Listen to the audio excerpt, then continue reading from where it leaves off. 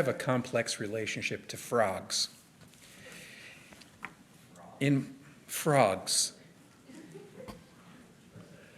In my hometown of Troy, New York, our Jewish Community Center had a day camp named Camp Tzedakah, and I only realized 40 years later that it must be a variation on tzedakah. But I never understood that. Or maybe Jane realized it or something, but forget about that. So there was a day camp called Camp Tzedakah in Grafton, New York, which was like 15 miles away from Troy. And it was a beautiful spot. It was built in a lovely and clean pond.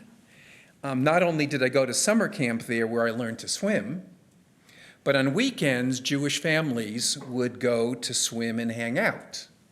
On Shabbat, it did not open until 1 p.m. because it was not permitted to conflict with synagogue attendance. On Sunday, it was open all day. And I have very fond memories of Camp Tzedakah. I loved the pond. I could swim. I could take out a rowboat. But I had one frustration.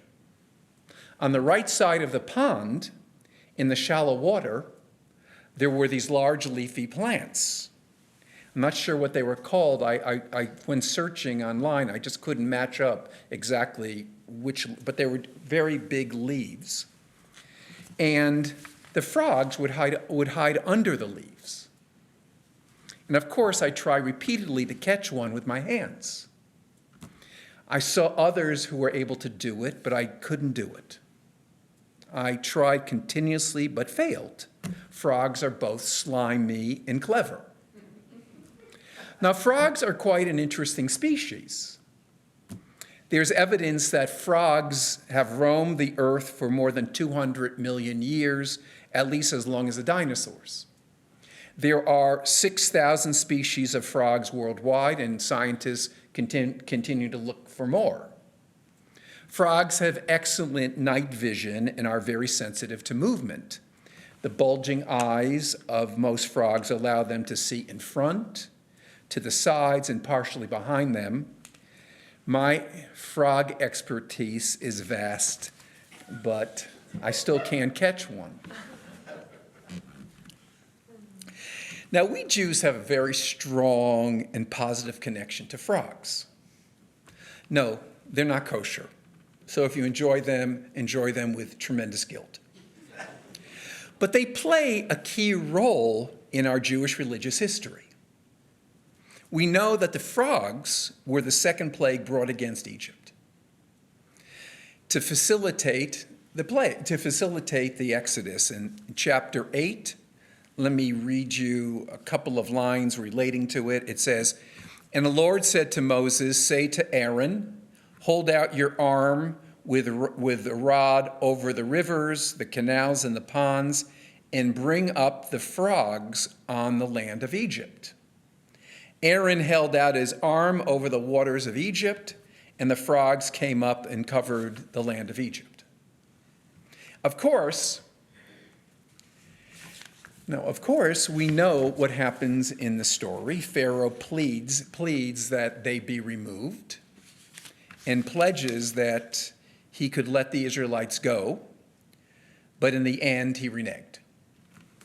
Our sages put the Torah under a very careful microscope and were able to derive hidden meaning and profound meanings for the text by analyzing every word.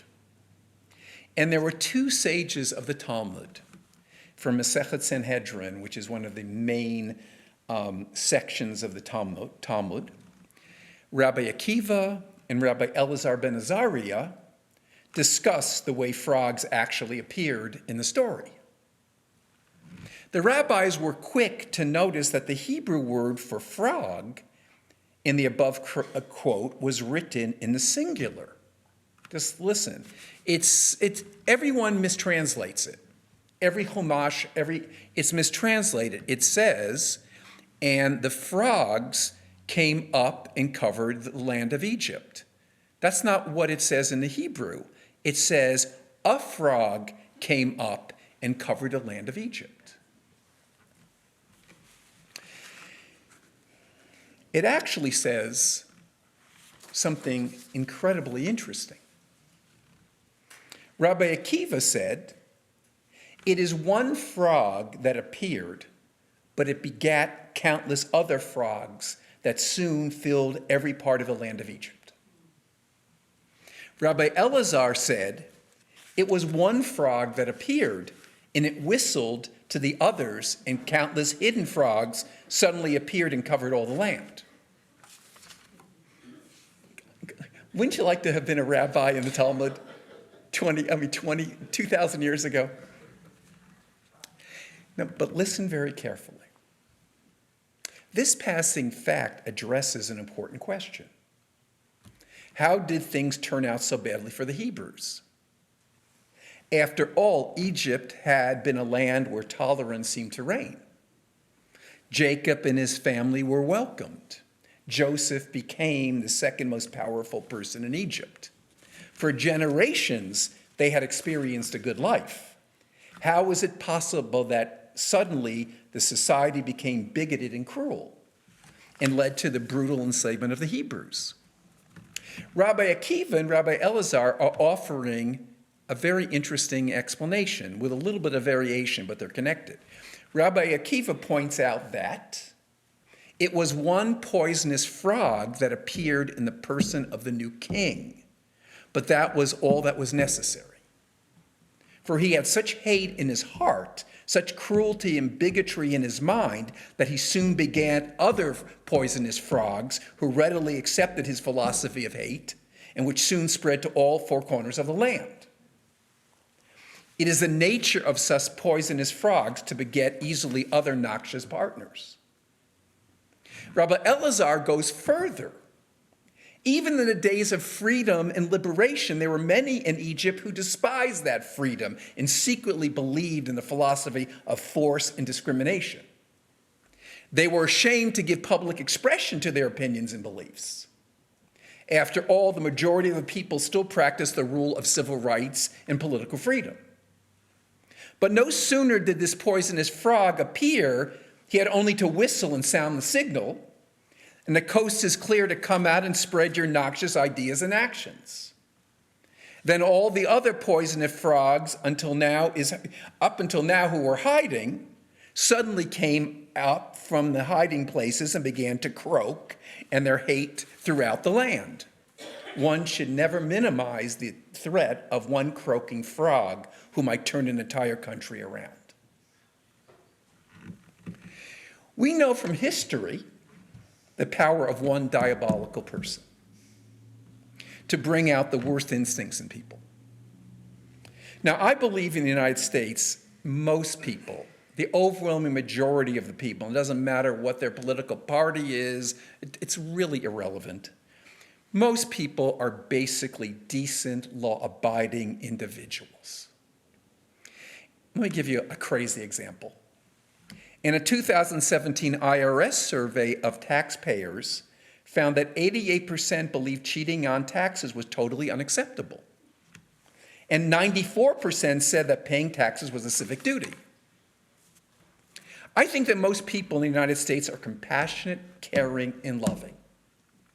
But there's always a minority who are not, who are filled with hate, bigotry, intolerance, selfishness, often violence. I call them haters. And in the best of times, they're kept in check by laws and by society that expresses its disdain for those instincts. Sometimes they're jailed for their behavior. Yet demagogues throughout history have broken through, have given license to those people who possess these antisocial beliefs. These demagogues are often dynamic, manipulative, grandiose, power-hungry, mendacious, antisocial, and clever, and they seek power and bring out the haters. They make those haters their shock troops. They prey on the frustrations of good people who are caught up with the haters. Now, we've known so many demagogues: Adolf Hitler, Benito Mussolini, Huey Long, Father Coughlin, Joseph McCarthy, Mao Zedong. The list is long, all of whom built mass followings by exciting the passions of the masses against customs and norms.